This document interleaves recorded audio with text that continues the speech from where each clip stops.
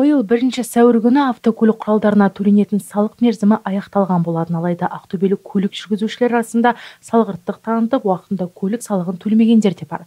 Бүгінде көлік салығын уақытылы өтемеген 3503 борышкер бар. Берешек көлемі 369 миллион 342 мың теңгені құрайды. Ақтөбе қаласы бойынша мемлекеттік кірістер басқармасы жеке тұлғалардың автокөлік құралдарының салық төлеу мерзімі ағымдағы жылдың 1 сәуірге дейін өтіп кеткенін хабарлайды. Қазақстан Республикасының салық кодексінің 128 бабына сәйкес салықтар және бюджетке төленетін басқа да міндетті төлемдер 2024 жылдың 1 маусымнан бастап сот орындаушыларымен бірлесіп қарызды өндіріп алу бойынша салық бұйрығы жіберілді.